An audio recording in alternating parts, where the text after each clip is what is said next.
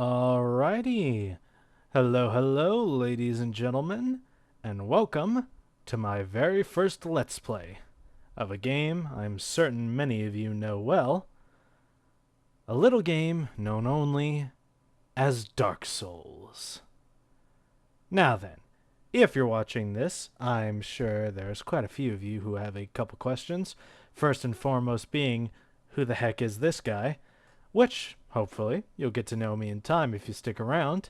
And secondly, who is playing Dark Souls 1 right now? Not to say that it's irrelevant, but Dark Souls has not been the most prominent game for years now. And normally I would agree with such an assessment. It is definitely an older game by this point. Not retro, but you know what I mean. However, it has always been my dream, aside from starting my own YouTube channel, to do a Let's Play of the entire Souls series. So, here I am, living the dream. Now then, even though I am going to be calling this a Let's Play, it's going to be a little more than that. I am fairly aware of a lot of aspects and quirks of the game, so this is going to be a Let's Play / partial guide / walkthrough. I don't know everything about the game. I don't know where absolutely everything is. However, I am going to be showing what tips and tricks I know, as well as how to do certain quest lines, and anything other tips and little guide bits that I can share. Aside from that, this is also hopefully going to be featuring some lore discussions. Basically, as I play through the game, come across items, beat bosses, and defeat certain NPCs, when I find it relevant / when I find it fitting, I'm going to be discussing little tidbits of lore from the Souls series, obviously most prominently featuring Dark Souls 1 in this game, but I'll also be taking notes from the other Souls games as sort of additions to the lore. I'll be discussing more popular / prominent theories, as well as some of my own personal interpretations of things. If you want to know, obviously, some of my sources, there's obviously the ever so popular Vati video and all the videos he used to make on the Souls series. There's Smotown, who I believe is still making videos to this day. And there is another channel, I'm almost forgetting the name right now, but they too have are still creating theories / discussions about the Dark Souls lore to this day. I believe the name is Hawkshaw. I think that's what they're called. I know it's like HS. If you search up Dark Souls lore Kirk, the first video that you see there, I believe that's one of theirs. Anyways, so aside from those three being my main sources of discussion, I also have my own interpretations, and I'll be listing what sources I pull from when I can, if I remember to, and I don't forget that perhaps it's not just my own interpretation. And who knows, maybe we'll make some new discoveries along the way. Unlikely, but anything's possible. So, without further ado, why don't we get this playthrough started? New game. Just brightness, yeah, that's fine. Generally, I don't mess with any of these settings. They're pretty good as they are default. This one.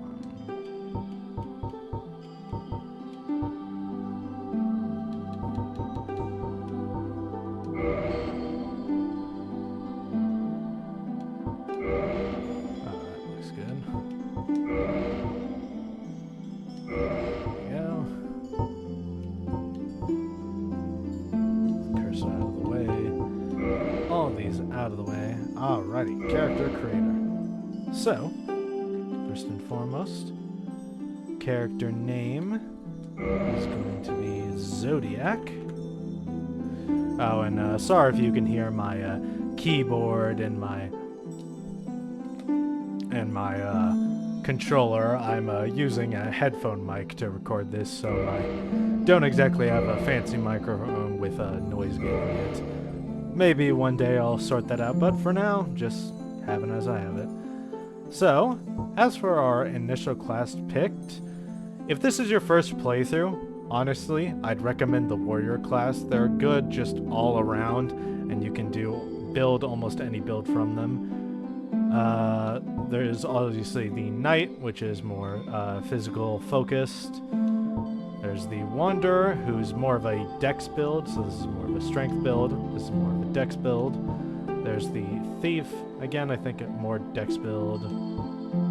Yeah, bandit, hunter, sorcerer, pyromancer, cleric, and deprived. Deprived is not necessarily a joke class, it's almost like the most basic class you can get. As you can see on the left, all of the stats are all 11, and it starts out as level 6, which overall, it's not the lowest level starting class, but I believe it has the largest point spread out starting out.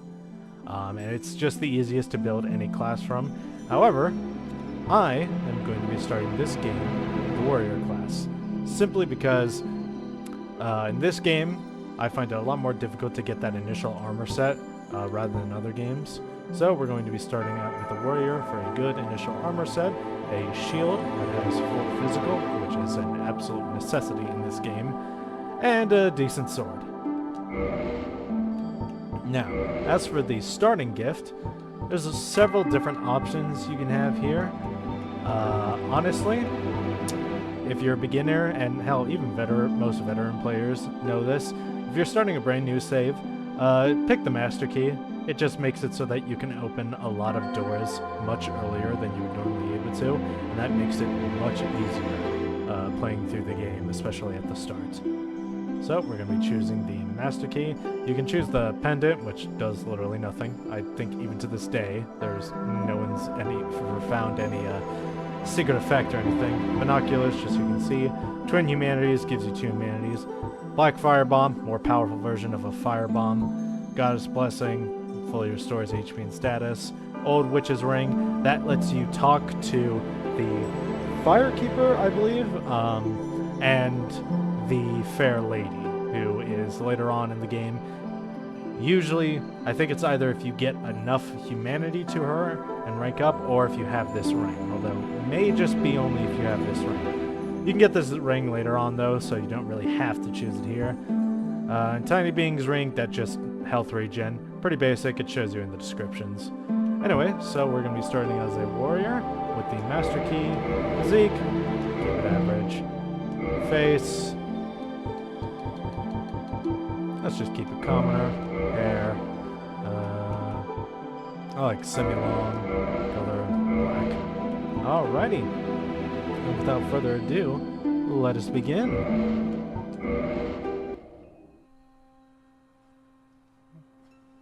In the age of ancients, the world was unformed, shrouded by fog. A land of grey crags, arch trees, and everlasting dragons.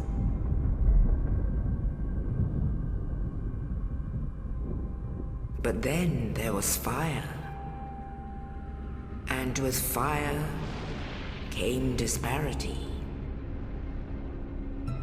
Heat and cold, life and death, and of course, light and dark.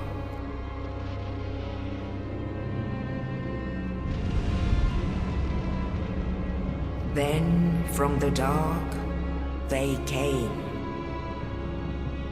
and found the souls of lords within the flame.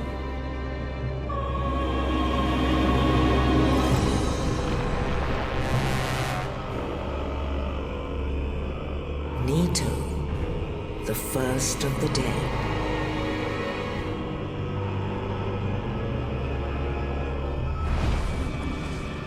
The Witch of Izalith and her daughters of Chaos. Gwyn, the Lord of Sunlight, and his faithful knights. furtive pygmy, so easily forgotten.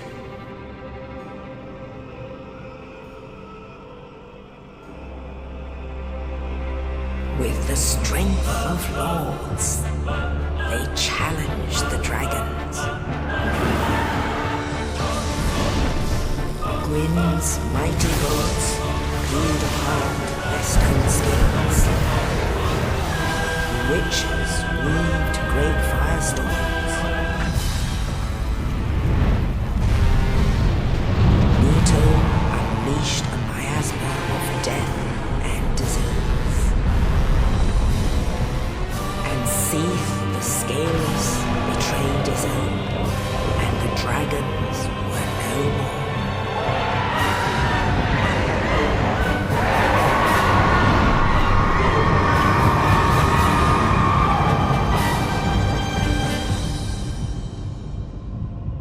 Thus began the Age of Fire.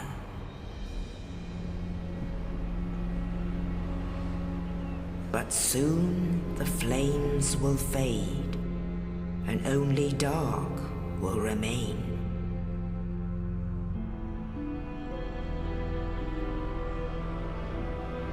Even now, there are only embers. And man sees not light, but only endless nights. And amongst the living are seen carriers of the accursed dark sign.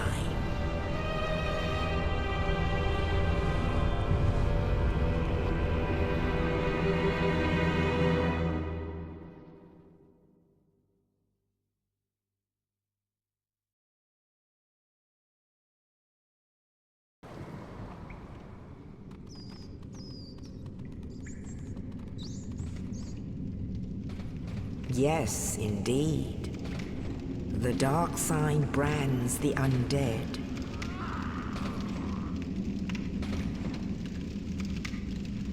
And in this land, the undead are corralled and led to the north.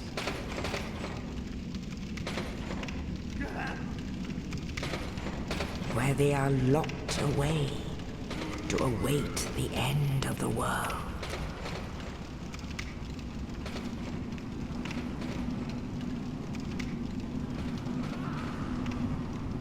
This is your fate.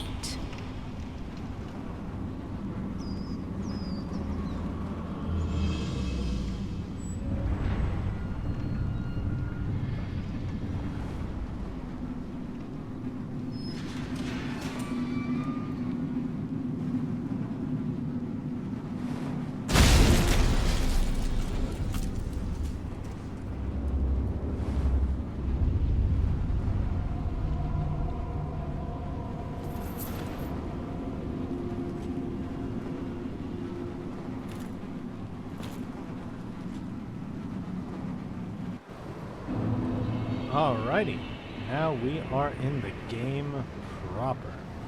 So, up above we just saw Oscar dumping a corpse into our little prison here. Honestly, to this day, I don't think it's ever been figured out why he sneaks a key to your cell into a corpse, but who are we to question such a master of tactics? Alright, store. Now, controls of this game are pretty basic and easy. I'm sure almost everyone knows them by now, but just in case, walk around with the analog stick, look around with the right analog stick. Light attacks are right bumper, strong attacks are left trigger, left bumper would be shield, if I had one, and left trigger would be parry with the shield. Again, if I had one. Don't right now, so let's just continue on. So, we got Undead up here, and sure. Free souls.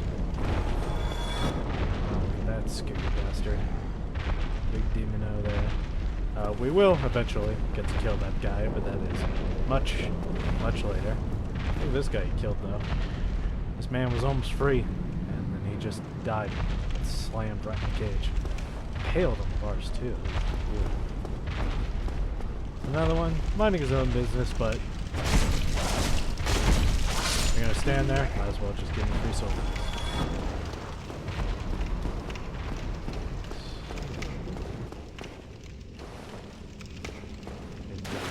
Resource of souls.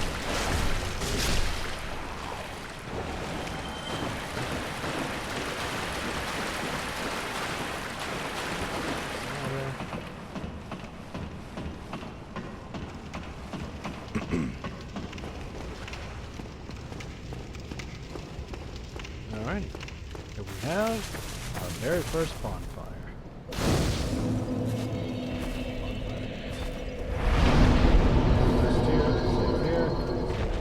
Save points. Now, go right through.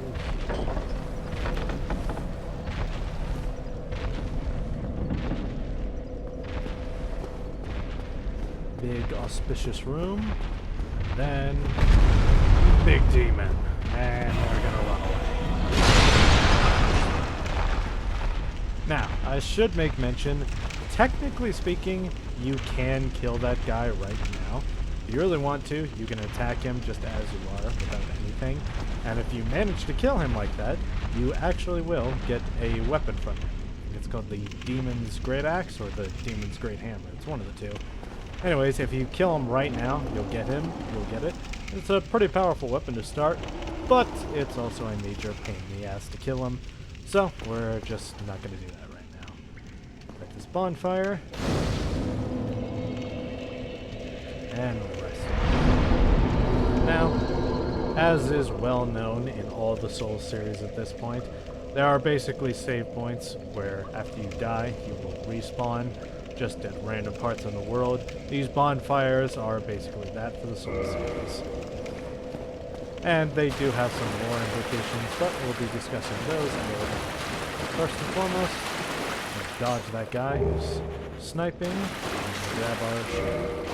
Now, depending on what class you chose, these two corpses are going to be holding your items. The first one, holding my shield.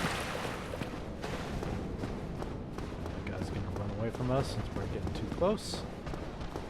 This one holds our longsword, which is our weapon of choice.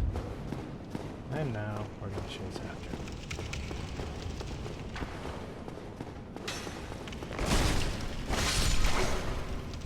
Now we're doing some damage. We're gonna step through this fog door. These fog doors are like all over the place throughout the Souls series. I honestly don't know why. Like, I mean, there's the fog doors for bosses, and those make sense. But fog doors that are just randomly throughout the world, I have never seen any explanation or theory as to why they're there. And it's not for loading zones either, because once you step through the door, the fog door's gone.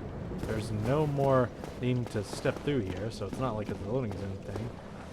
So I honestly have no idea why these fog doors are just randomly throughout the world sometimes. Who knows, maybe it's trying to trick initial players into thinking there's an early on boss. Anyways, there's an item up there, which we will obtain at a later time. Right now, though, we're gonna go down these stairs and open up this door back to the first bonfire. And this is just going to serve as a little shortcut for the boss. Considering that this first Souls game, and the entire Souls series, is not as open world as later games are, especially like Elden Ring, a lot of this game is going to have a lot of these shortcuts. Basically just going back and forth and looping around the same areas.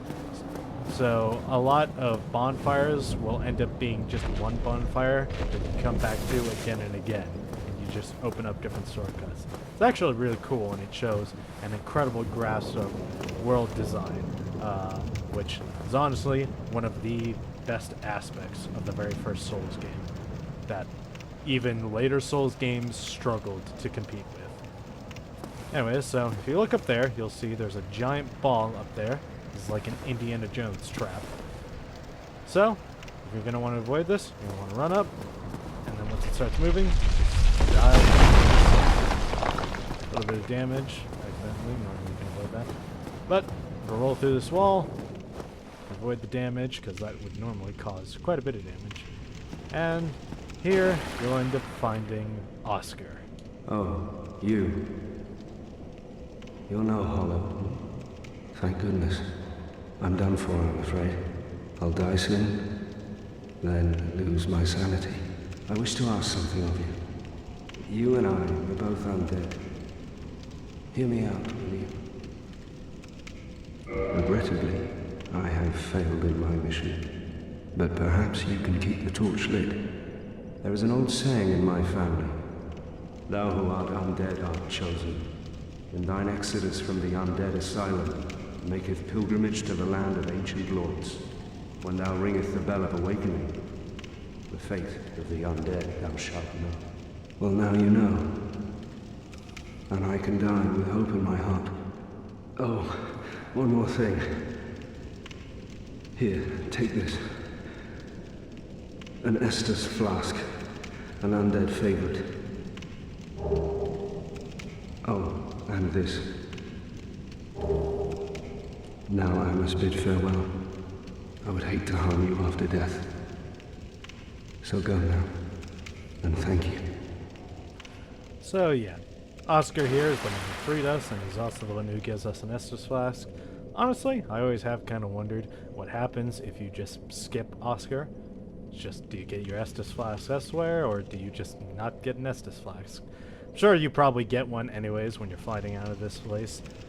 Either way, though, after you're done completing Oscar's dialogue... Now I must bid farewell. Should we do that real quick? I would hate to harm, and thank you. Yeah. Alright, so his dialogue's there. Anyways, so, after his dialogue is run through, just kill him.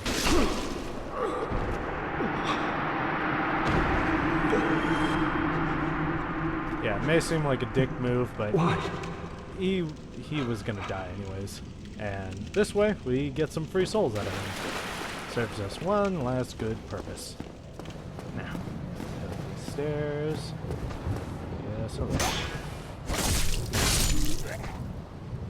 A big thing about Dark Souls 1, unlike the later games, is that Dark Souls, first one at least, is a lot more about patience and defensive play.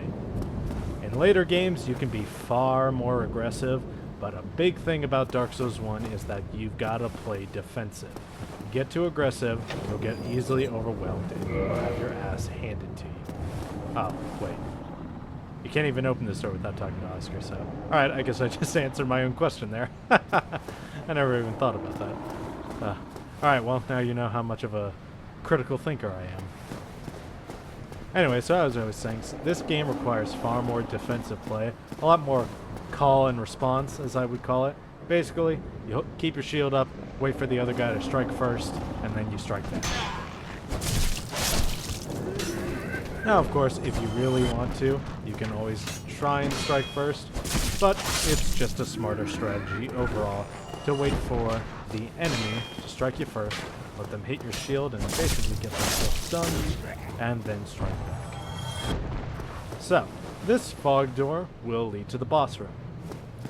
This room over here, we have got a hollow, who's basically an undead with their mind lost, who's got a sword and shield.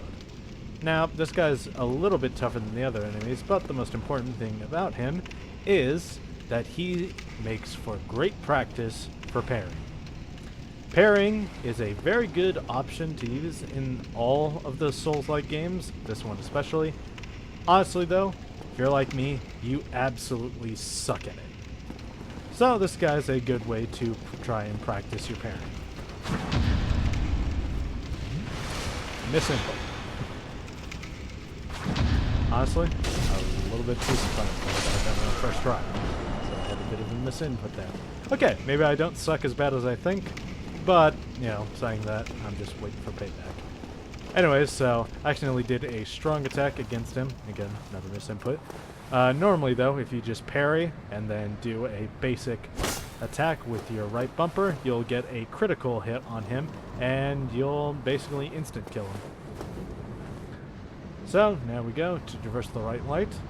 And first tip for this first initial boss, get the drop attack. So, what you're going to do, log into this guy, walk off, right bumper, and you will get massive initial hit on this guy. Strike him.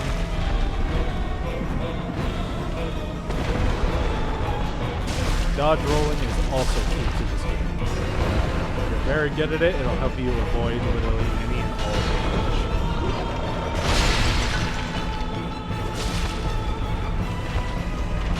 Of course, you also have attacks. You won't even need to go through some bosses.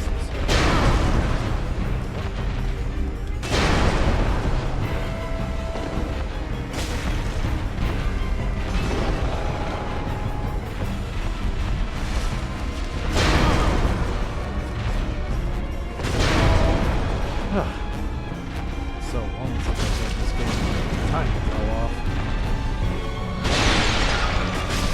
There we go. Big Pilgrim's Keep. So, first boss, pretty easy.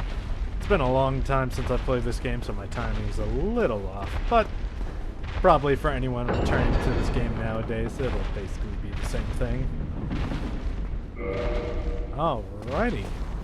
Now, we are on our way to that legendary place. The land of myth and gods. For that, down here, pick up a little soul of lost undead. Now, another little tip for newer players, save those soul items. Don't use them immediately. It's a lot easier to just keep those soul items on hand, because if you die, as is well known, you will lose all your souls and they will get left at your dying place, and if you die again on your attempt to get them back, you will lose all your souls. So keeping those soul items as just the items is a lot more handy, because they don't get lost when you die. So you can just hang on to them until you decide to level up.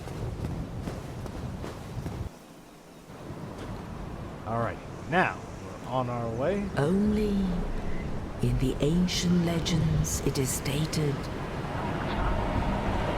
that one day an undead shall be chosen.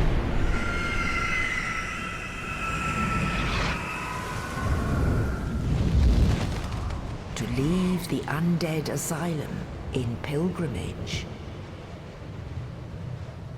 to the land of the ancient lords. Lordran.